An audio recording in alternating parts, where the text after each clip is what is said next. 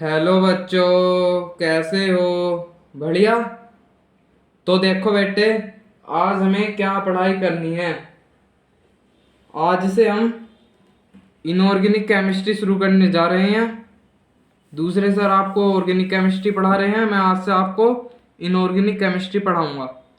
तो देखो बेटे, इनऑर्गेनिक केमिस्ट्री का पहला chapter class 12 NCERT. Class 12 NCERT first chapter.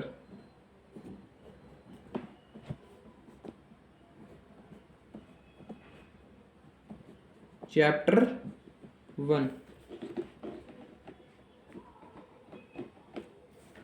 क्या है? ठोस अवस्था। जो आपके फर्स्ट चैप्टर का नाम है वह है ठोस अवस्था। बोले तो सॉलिड स्टेट। Solid state. तो बेटे, चैप्टर से ही पता चल रहा है कि ठोस अवस्था के बारे में बात की जा रही है। ठोस अवस्था, सॉलिड स्टेट। तो सबसे पहले हमें यही पढ़ना है। तो बेटे, पहले मैं इस चैप्टर का इंट्रोडक्शन दे देता हूँ आपको, फिर ठोस अवस्था बताता हूँ क्या होती। ये आपने 6, 7, 8 में भी पढ़ रखा है। तो देखो बेटे, ध्यान से सुनना मेरी बात। ब्लैक पेन ले लेता हूँ बेटे। पदार्थ की कितनी अवस्थाएं होती बेटे? पदार्थ की 3 अवस्थाएं होती हैं। तीन अवस्थाएं होती हैं।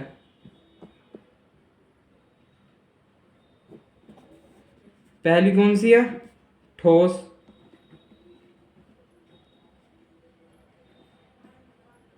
दूसरी कौन सी है? द्रव। तीसरी कौन सी है? गैस।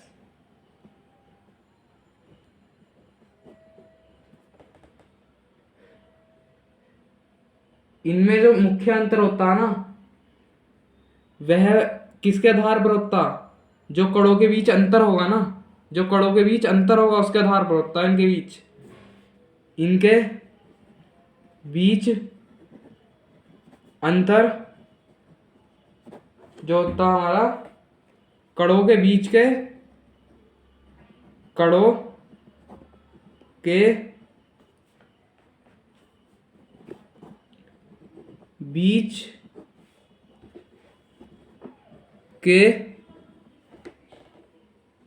स्थान के आधार पर होता। स्थान के आधार पर होता है।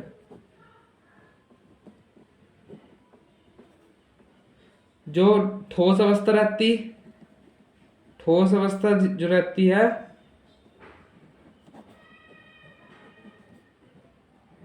कणों के बीच जो अंतर रहता है वह कैसा रहेगा? जब ठोस है,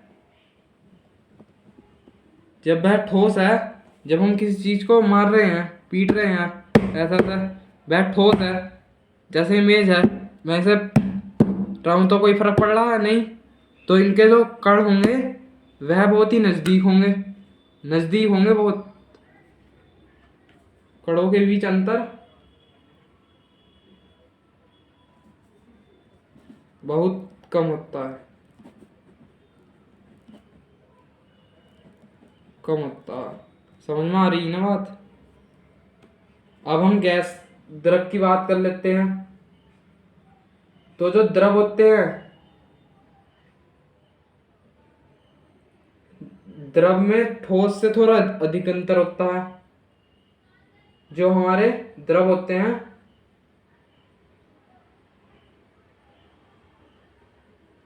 जो हमारे द्रव होते हैं, द्रवों के बीच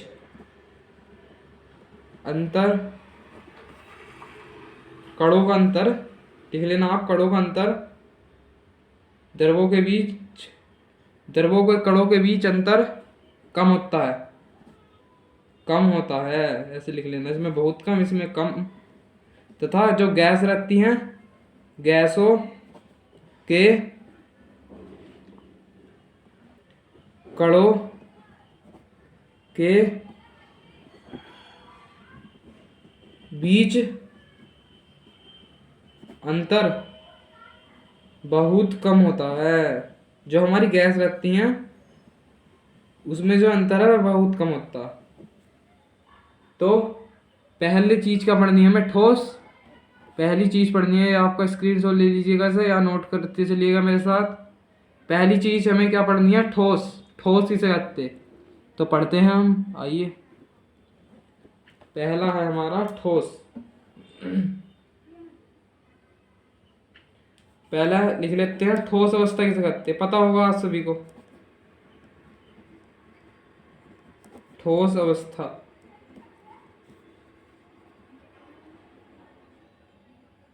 वह पदार्थ जिसका आयतन एवं आकार निश्चित होता है, ठोस कहलाते। वह पदार्थ जिसका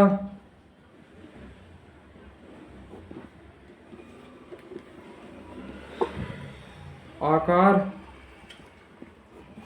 व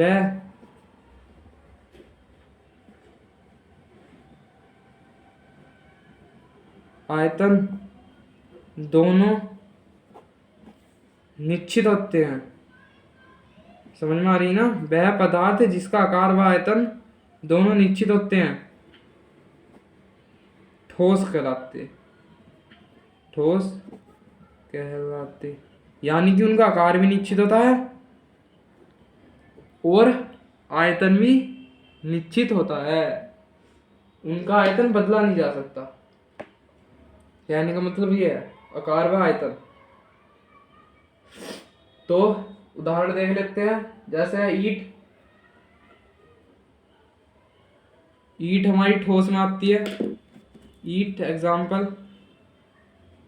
एग्जाम्पल हमारा ईंट हो गई। और पत्थर लकड़ी ले लो, लकड़ी आदि। जैसे इमेज है लकड़ी की बनी हुई, तो इसके आयतन तथा आकार में आसानी से थोड़ी परिवर्तन हो जाएगा। कितना ही पीट लो, देखो ईंट, पत्थर, लकड़ी आदि। दूसरा, अब हम ठोस अवस्था जो है उसके अभिलक्षण देख लेते हैं। मतलब कि इसके क्या क्या लक्षण है। पहला देखते हैं इसके क्या क्या अभिलक्षण है। फर्स्ट है, ठोसों का आकार, आयतन तथा द्रव्यमान निश्चित होता है। जो हमने परिभाषा लिखी है वही फर्स्ट। ठोसों का आकार, आयतन तथा द्रव्यमान निश्चित होता है। समझ में आ रही ना?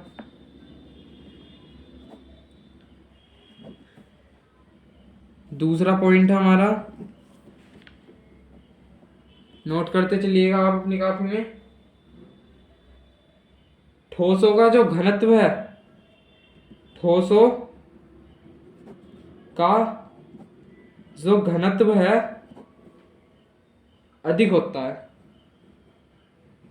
अधिक होता, सिंपल सी बात है। जब ये ठोस होंगे तो इनका जो घनत्व होगा वह अधिक ही तो होगा, कम थोड़ी होगा कोई, अधिक होगा इसका। सबसे अधिक ठोसों का ही रहता है। तीसरा पॉइंट है,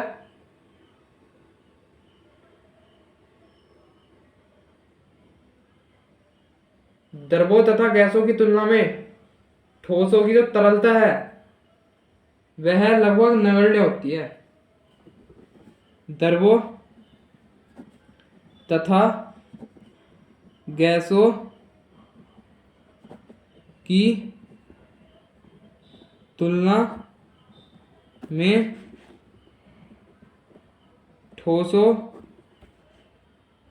की जो तरलता है, तरलता मतलब बहने का गुण, नगण्य होती है।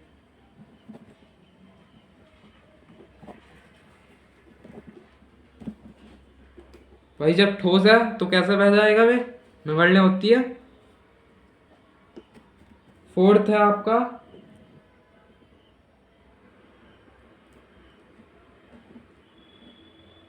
ठोसों में परमाणुओं के बीच की दूरी, जो ठोसों में अणु रहते हैं उनके बीच की दूरी बहुत कम होती है। मतलब कि मैंने आपको पहले भी ऊपर जो इंट्रोडक्शन दिया था उसमें ही बता दिया था, ठोसों के जो बीच है उनके कणों के बीच रिक्त स्थान जो रहता है वह सबसे कम होता है।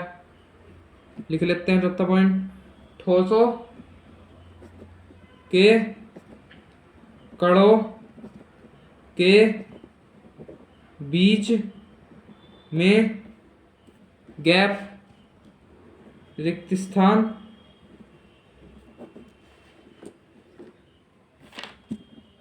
सबसे कम होता है।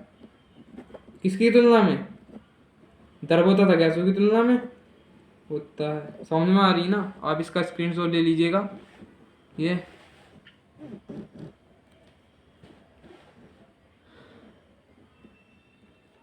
हमने 4 पॉइंट कर लिए हैं, 1 पॉइंट और कर लेते हैं।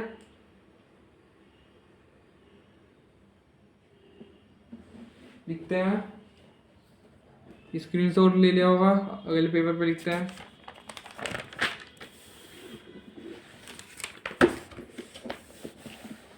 इधर लिख लेते हैं 5वां पॉइंट,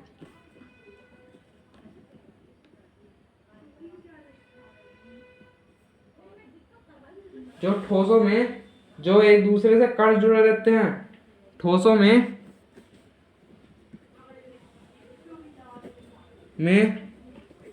कण आपस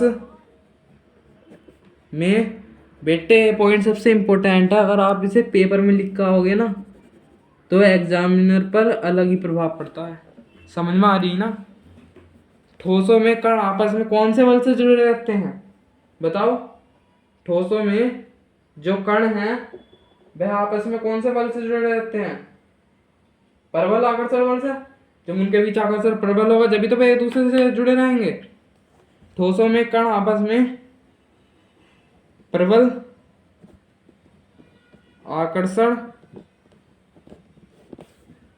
बल से जुड़े रहते हैं।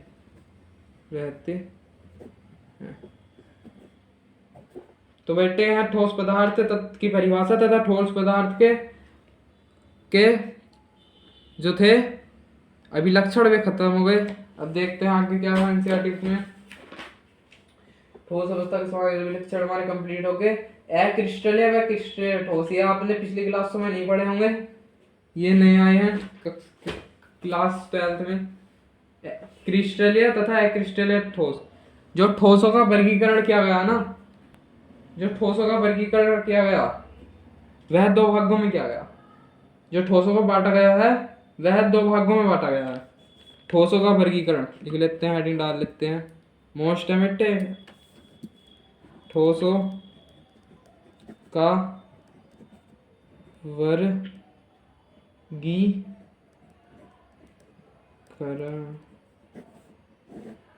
मोस्ट पूछे जाते हैं पेपर में हर साल, कोई ना कोई सा या तो क्रिस्टलीय पूछ लेगा या क्रिस्टलीय पूछ लेगा।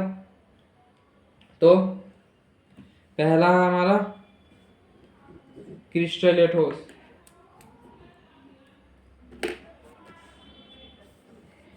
क्रिस्टलीय ठोस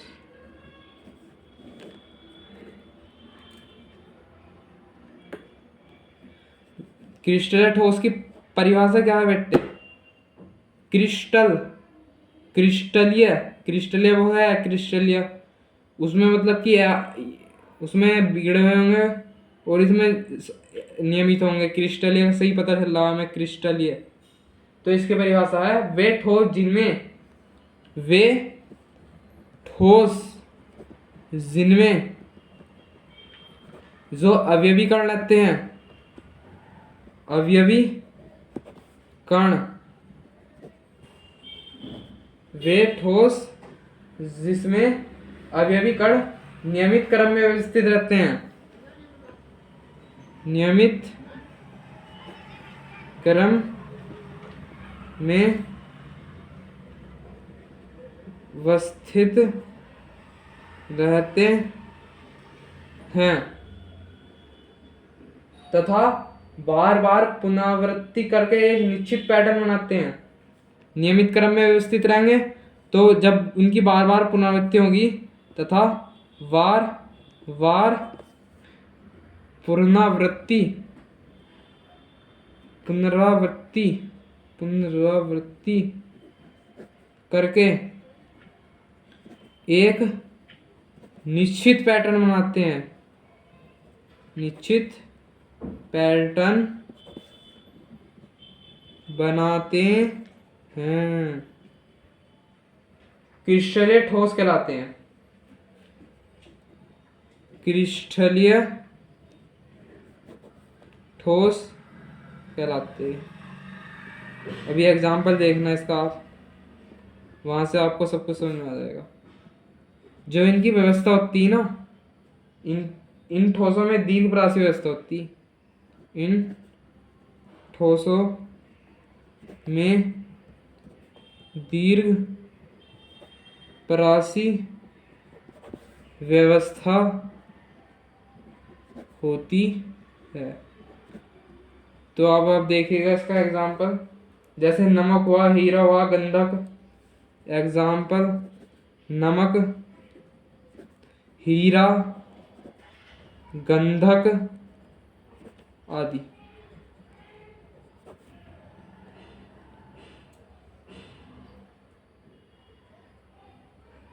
जो हमारा नमक का उदाहरण लेते हैं, चलो NaCl, Na+Cl-। इस पे जो है ना Na+Cl- नियमित क्रम में व्यवस्थित रहते हैं। ये ले लेते हैं इसको उदाहरण। ये उदाहरण एग्जाम्पल आपको जरूर बना के आना है। Na+Cl-, Na+Cl-, Cl-, Na+Cl-,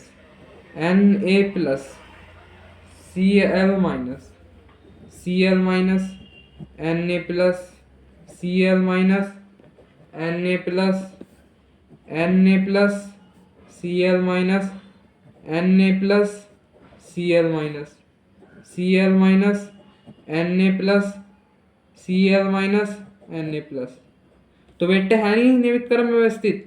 NaCl NaCl NaCl NaCl है नहीं,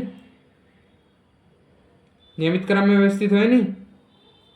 NaCl NaCl Cl NaCl NaCl NaCl Cl NaCl Na। तो बेटे यहाँ से हमें समझ में आ गया। ऐसे करके बना देना आप, इस ऐसे स्केल से बना देना आप। मैं ऐसे ही बना रहा हूँ, देख सकते हो आप।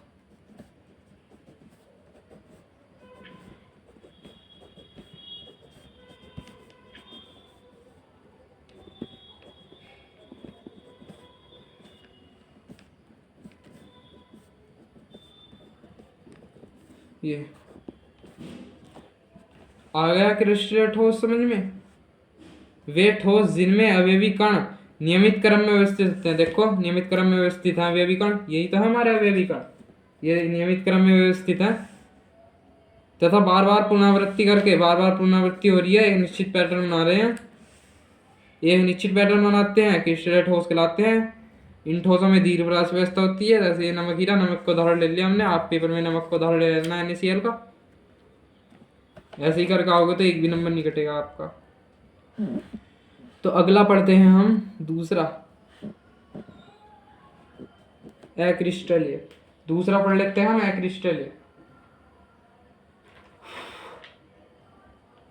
दूसरा अक्रिस्टलीय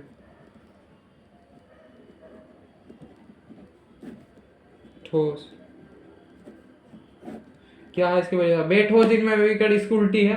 वे ठोस जिनमें अवयवी कण नियमित क्रम में व्यवस्थित नहीं होते हैं तथा बार बार पुनरावृत्ति नहीं होती है, अक्रिस्टलीय ठोस कहलाते हैं। इन ठोसों में लघुपरासी व्यवस्था होती है। बिल्कुल उल्टी, पलट दो। वे ठोस जिनमें अवयवी कण नियमित क्रम में वे ठोस जिनमें अभी कण नियमित क्रम में व्यवस्थित नहीं होते तथा बार बार पुनरावृत्ति नहीं होती तथा बार बार पुनरावृत्ति नहीं होती। जब पुनरावृत्ति नहीं होगी तो निश्चित पैटर्न कैसे बना लेंगे, यहीं खत्म होगी बात। तथा बार बार पुनरावृत्ति नहीं होती। अक्रिस्टलीय ठोस कहलाते हैं।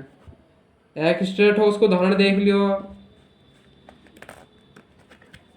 उदाहरण देख लेते हैं अक्रिस्टलीय ठोस के। देखो फर्स्ट उदाहरण एग्जाम का क्या क्या है। सबसे पहले कांच, फिर रबर, फिर सेलुलोज, फिर प्रोटीन आदि आदि, इतने होते हैं।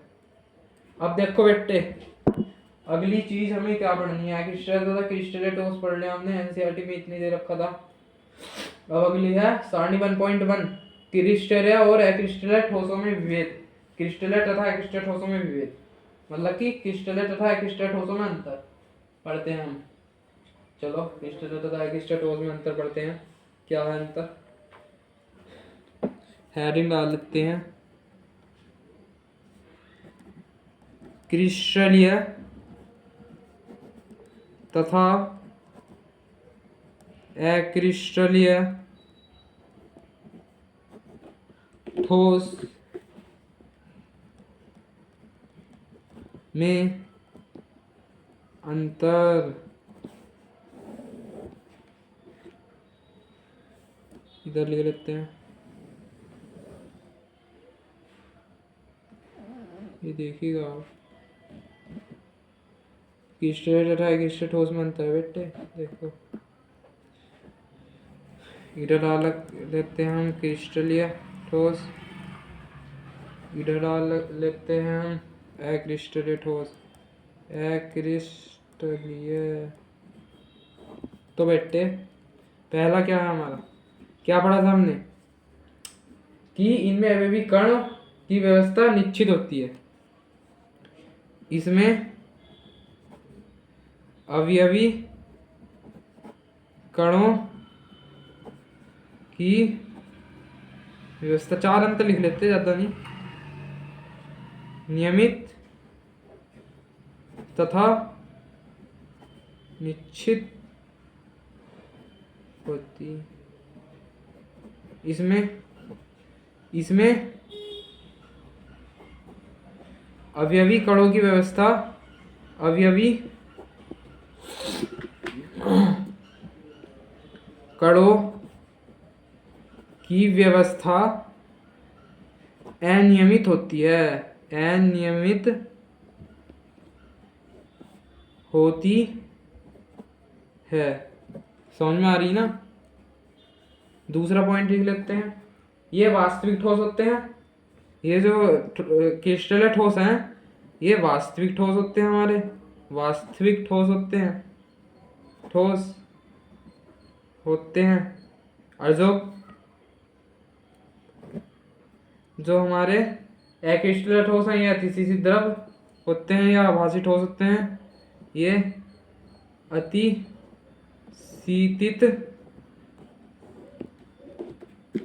द्रव तथा आभासी ठोस होते हैं।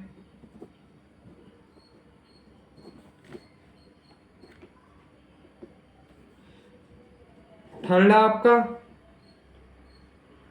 इनमें जो कणों के बीच होती है वह दीर्घप्रासी व्यवस्था होती है जो क्रिस्टलीय में होती है। इनमें कणों के बीच दीर्घ परासी व्यवस्था होती, और इनमें जो है कणों के बीच लघु परासी व्यवस्था होती है। देखिएगा आप। फोर्थ पॉइंट है आपका, फोर्थ एंड लास्ट कर देते हैं। फोर्थ है इनका गलनांक अधिक होता है। जो क्रिस्टलेट ठोस होते हैं इनका जो गलनांक होता है वह अधिक होता है। गलनांक मतलब गलने की क्षमता। इनका गलनांक अधिक होता है। फोर्थ पॉइंट इसका, इनका जो गलनांक है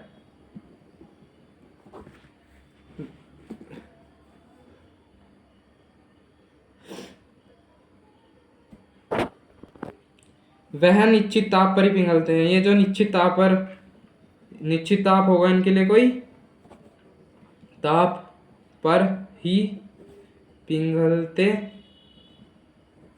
हैं। देख सकते हैं आप, ये रहा, स्क्रीनशॉट ले लीजिए आप। क्रिस्टल तथा क्रिस्टल ठोसों के बीच अंतर ये। अब एग्जाम्पल देख लेते हैं। एक और पॉइंट लिख लीजिएगा, फिफ्थ पॉइंट। इनका जो शीतलन वक्र होता है, शीतलन वक्र असतत होता है। और जो इनका शीतलन वक्र होता है, इनका शीतलन वक्र सतत होता है। सतत होता है। क्यों होता है?